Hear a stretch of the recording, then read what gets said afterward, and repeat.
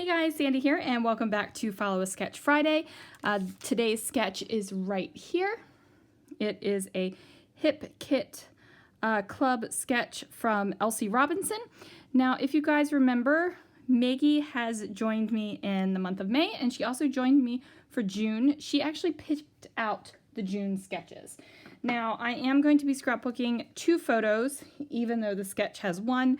It is my daughter of her birthday last year, and then I've pulled out a bunch of stuff that I want to use. So I've pulled out the 5th and Monaco paper pad, the birthday die cuts, I can't remember the name of the collection, some Rosie Studio die cuts, the 5th and Monaco die cuts, these really old Townhouse elegant black and white vinyl shapes. I've got some rub-ons, and I also have 2 different mousses. One is an embellishment mousse, one is an expanding mousse. So let's see what I can do. Now I'm going to go ahead and start by flipping through my 5th and Monaco paper pad. I grabbed that scallopy green paper because I think it's gorgeous, and then I grabbed the black and white polka dot paper because I think that I'm going to be able to use that pre-printed stuff over in the corner as a base for the embellishment that shows in the sketch. I am going to cut the edge of the scallop down here, and that's just going to represent the gray bit that is in the sketch as well. I do love cutting me some scalloped edges. I don't know what it is. I see a pattern paper with scalloped edges, and I just want to cut it into a scallop. Now, you're not going to see a whole heck of a lot of the scallop by the time I'm finished with this layout, but I know it's there, and the little bit that you do see makes me happy.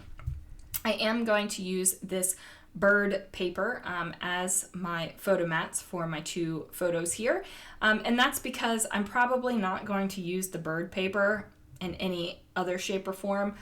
The only thing I can really think about me using the bird paper is if I go to the Enchanted Tiki Room at Disney, but let's face it, my husband I don't think is a fan. I actually think he pretty much hates the Enchanted Tiki Room, and that means we don't take the kids when we go together, so I usually only go to the Enchanted Tiki Room when I'm doing a solo trip.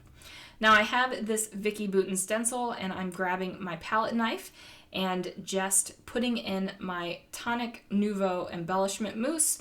I know that it's a thing where people don't like hearing the brand names all the time in videos because they think it's an advertisement, but honestly, you guys, I like saying Tonic Nouveau. Like, it's just a fun thing.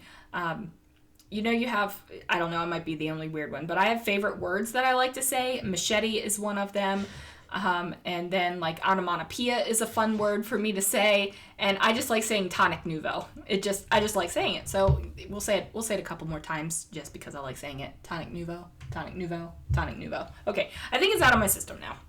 Now I am making sure that the mousse over on the top part of the stencil isn't going in that negative space, and I was really concerned about that because I wanted it to be organic feeling at the top. I don't know why I wasn't as concerned on the sides to get that organic feeling where it didn't have like the straight bits, but I wasn't. I was just concerned at the top. And then look how gorgeous that is. Like, that pink is gorgeous on this black background, and I'm kind of sad that so much of the stenciling gets covered up by the photo. But, you know, besides being a little bit sad, I'm okay with it because I like what peeks out. So I just know that I'm going to use this embellishment mousse with this particular stencil on black again, with more of the stencil showing because I like it that much. And then I might do something a little bit different. I might ombre it. We'll have to see what we end up doing.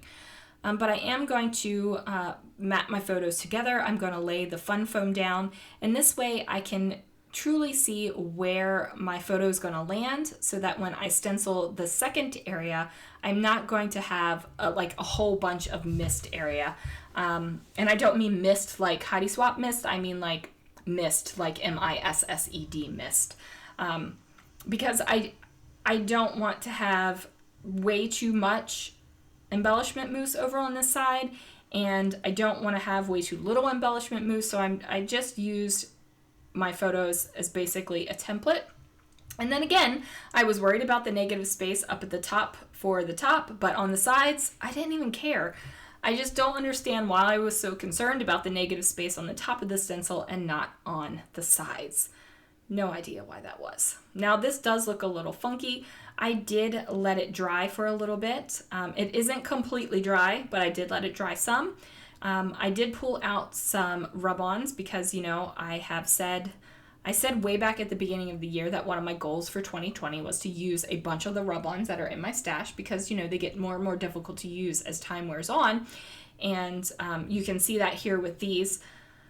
So I decided to pull those rub-ons out. Now, these rub-ons, as you can see, aren't really completely coming off of the backer paper, and I just decided to roll with it and make it feel like it's supposed to be that way, and that is part of the design. Like it's distressed a little bit, and I'm just going with that. So I'm not really being super careful to get the rub-ons completely on the page. I'm not spending a lot of time and effort. I'm just making how they're coming off work for me.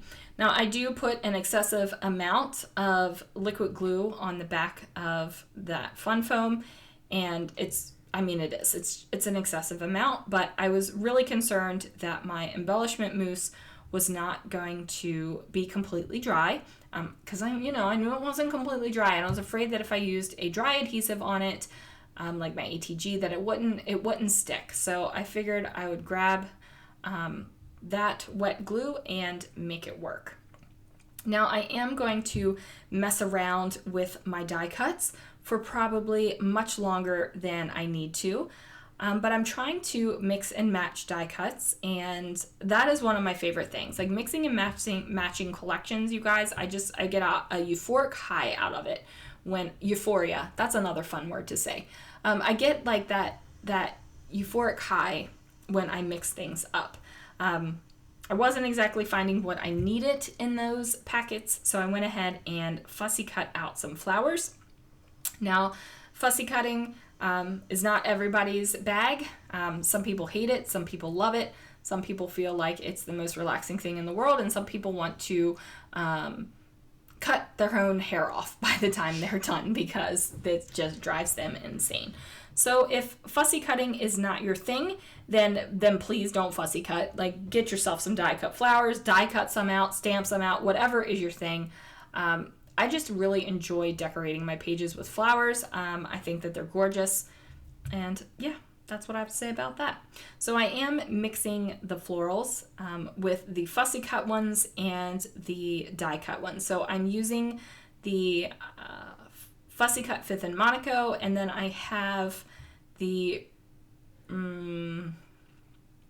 I forget which collections these are from, guys. I just don't remember. The Happy Day, Hey Happy Day, whatever that birthday collection is. I can never remember, but if I can find it, I'll put it in the description down below. I am using these gold thickers to write out the word happy, and then I am going to put the word day over top of it. I'm going to go ahead and overlap that. I am using the gifts as well, and that is because this is a birthday layout, so I think it's completely appropriate to have birthday presents as part of the embellishment. There are definitely not presents in the sketch, but you know what? I'm cool with that. This sketch is more of a jumping off point than it really is a literal interpretation of the sketch. And I think that sometimes it's good to remember that. It's good to remember that you can do your own thing if you're starting with a sketch.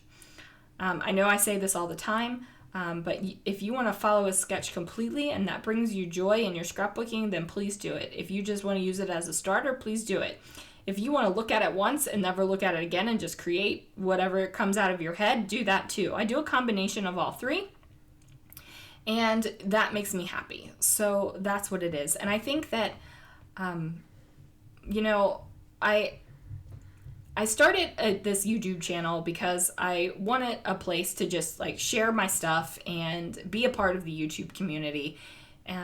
Because I really liked what I was seeing out there. I liked the crafters that I was watching. It was just a fun time. But really, I feel like I don't want to say that I'm kind of turning it into I guess I am kind of turning it into a platform to get the message across that scrapbook what you like, scrapbook what you love. If something is giving you stress to scrapbook it, then put it to the side and get with something that you do. Like, this is a hobby.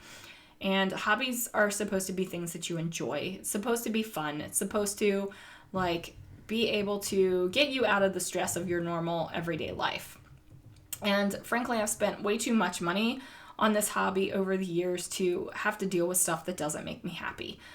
Which is why I don't keep tiny scraps anymore, because it stresses me out. And I don't want to walk into my room and see all these tiny scraps and think, what the heck am I going to do with those things? No, I just want to get rid of them and not worry about them, because that makes me happy. So there it is.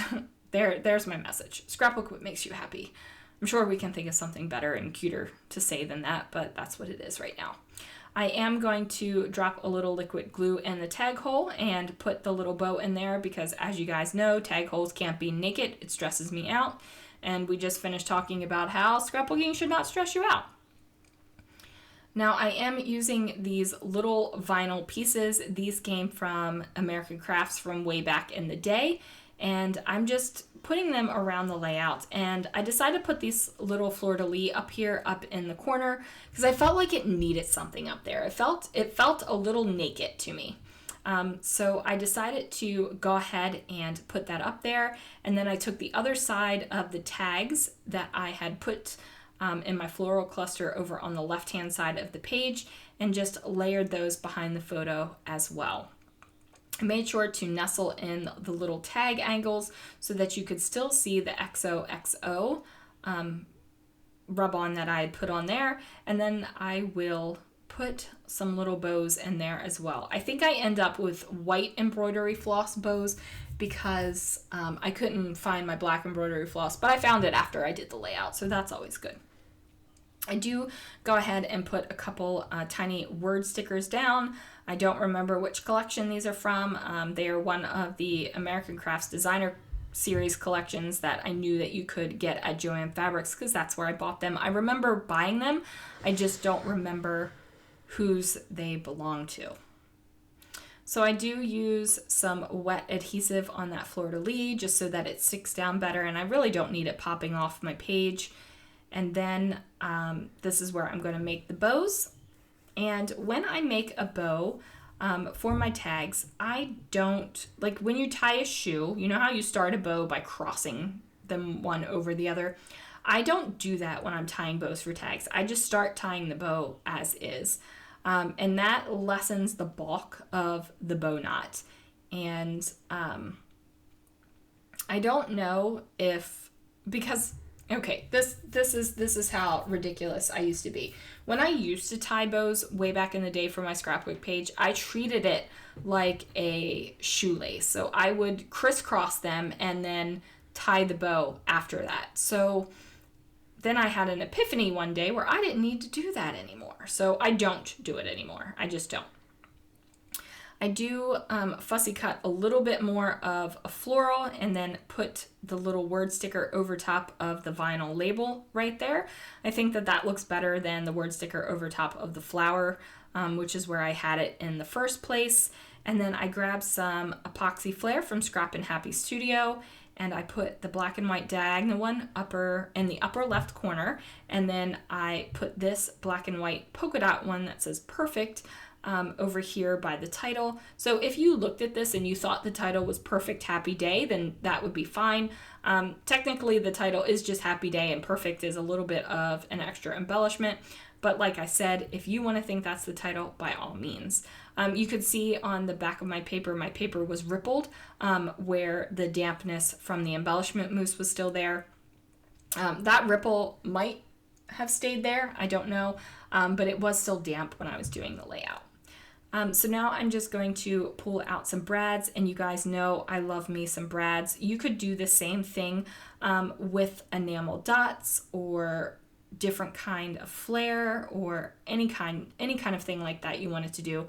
But I do love me some brads, so I went ahead and popped a couple of those around. And then I'm using these Halloween enamel dots from Close to My Heart. The green is not a perfect match for the green in the papers, but I like the way that it pops off of it. So even though things aren't a perfect match, it can give you a visual pop on your page, and I like the way that these enamel dots did that. So I just went ahead and put those down. And then I thought those enamel dots over there in that corner was too much, so I took them off.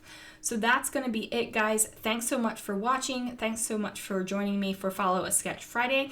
Be sure you check out Maggie's link down below, and I will see you guys again real soon for another video.